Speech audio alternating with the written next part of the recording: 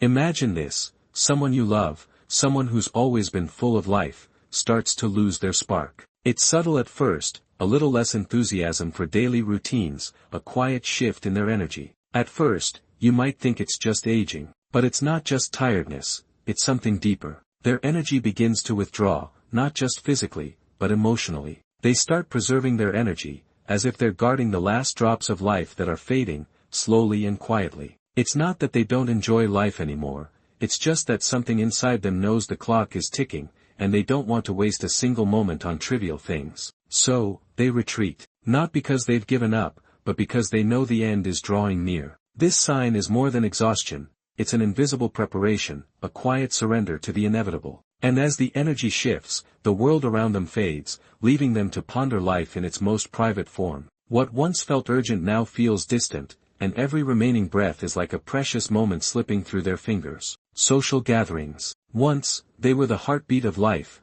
shared stories, laughter, the warmth of companionship. But now, there's a shift. You see it in the way they avoid events, how they politely decline invitations, even when they still have the strength to go. It's not a rejection of people, but a deep, silent goodbye. They start to distance themselves, not because they don't care, but because they realize that the energy to engage is slipping away. They begin to cherish solitude more than ever. And in that solitude, something profound happens. They start reflecting, not just on their past, but on what's to come. It's a quiet preparation, as if they know they are about to take a solitary journey, one that will be theirs alone. This withdrawal is not loneliness, it's an act of peace, of readying themselves for what lies ahead. The more they retreat, the more you'll realize, they are not afraid. Narrator. Emotional and powerful. One of the most surprising signs you'll notice is their sudden need to give. It's not just about passing on material things, it's about transferring a piece of themselves. They give away their most cherished belongings,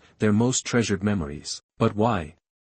Because they want to leave behind a part of their soul, something physical, something tangible that will outlive them. You might see them giving a cherished watch to a son, an old photograph to a daughter, or their favorite book to a close friend. These items hold immense value, not because of what they cost, but because they carry the stories of a life well lived. This isn't about detachment, it's about connection. A final gesture of love, a silent promise that even when they are gone, their presence will remain in the hearts of those they leave behind. In the last year of life, something shifts in the soul of an elderly person. Conversations turn inward. They start questioning the meaning of life, death, and the existence beyond. If they've been religious, they begin to pray more intensely. If not, they begin to contemplate the unknown with a calm curiosity. It's not about fear, it's about peace. In these moments, their hearts begin to seek answers, or perhaps simply comfort, in the face of the inevitable. They may talk more about spiritual matters, reflecting on what they believe is coming next. The questions may remain unanswered, but the quest for understanding deepens. It's as if their soul begins preparing itself for the journey that's about to begin. They seek peace, not for themselves, but for those around them. Their reflections are not filled with fear or anxiety. Instead, they carry a profound tranquility, as if they've made peace with the truth that awaits. The most striking sign is the sense of completion that envelopes them. They begin to speak less of future plans and more of what they've already experienced. It's as if they know their story is nearing its final chapter. They may speak of past memories with a sense of closure, no regrets, no unfinished business. It's as if they've reconciled with their past, and now they're ready for the next phase. The beauty of this sign is in its silence. It's the absence of struggle, the quiet acceptance of life's final stage. They begin to say goodbye, not in grand gestures, but in small, everyday moments. They might tell a loved one, "I've had a good life," with a gentle smile, and that's it. No more words are needed. Scene: elderly person quietly watching the sunset,